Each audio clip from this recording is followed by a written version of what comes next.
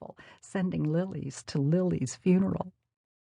In her attempt to stop a choked chuckle, Sadie snorted, and it was then that we broke into full laughter over something that was only vaguely funny, or maybe not funny at all. But just the way you find yourself wanting something worse when you know you can't have it, we were unable to stop laughter in the one place it is inappropriate, the middle of a receiving line at Mother's funeral. Rusty glanced at me, which for a reason I still don't understand made me laugh harder. He reached out to touch me and I pulled away. My daughter looked at me as if I'd lost my mind, and I wondered if maybe I had. Sadie squeezed my hand and we returned to normal, our mournful expressions intact. Of course, nothing about Mother's death was funny. It was sudden and awful, and left our small family bereft and confused. I've discovered the finality of death in this. It remains unchanged and unmoved by loneliness, regret, or grief.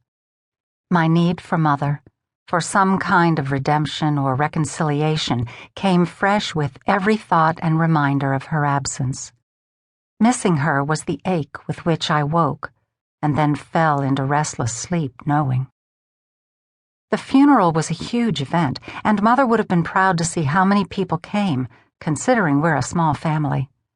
Mother is an only child, and Dad has only one brother, Uncle Cotton, an elusive figure in my life, an author who is constantly traveling and in exotic locales, a writer about whom Mother rolled her eyes as if writing were a wasteful career that didn't even deserve a comment, much as any career in the arts is wasteful, which is an odd opinion for a woman on the High Museum of Art board. But that's my mother. Contradictions seamlessly fitting inside one another like the babushka dolls my grandmother brought me from her trip to Russia. Mother's best friend, Sadie's mother, Bertie, walked through the crowd, making order of the crowd and the event as smoothly as if Mother were there doing it herself. Our web of friends caught Dad, Lil, Rusty, and me, cradling us with their grief and respect. There were newspaper articles and monuments, trees planted, and a bench placed in front of the High Museum. The last woman in line then approached us, holding a single lily in her hand, as if she were a bride going down the aisle. I thought I'd start laughing again, but found I was finished.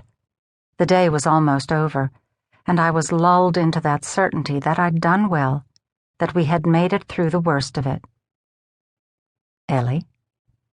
A voice behind me said my name, softly, perfectly. A hand fell on my shoulder, and then I saw his face. 20 years later, minutes and hours and days rearranged to allow me to see him again as if time hadn't passed at all.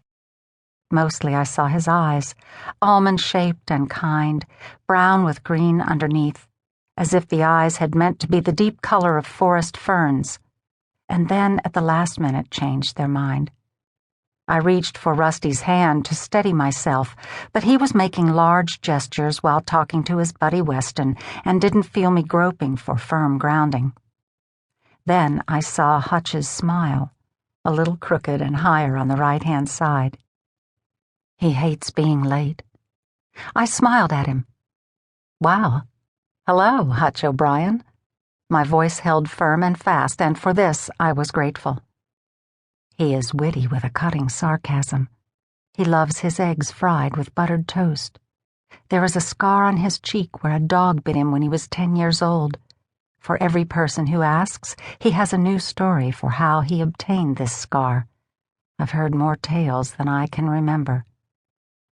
Ellie, he said, I'm so sorry about your mother. I know how close you were. Thanks, Hutch. I took his hand and shook it as if we were past and vague acquaintances. We stood silent, holding hands. I felt tears rising, and I wanted to place my head on his chest. I knew where it would fit. Don't cry, he said, and squeezed my hand. I nodded. It's great to see your beautiful face. Even in your grief, you're adorable. Not true, I said, but thanks. Did your mom tell you that I'd interviewed her last week for the Atlanta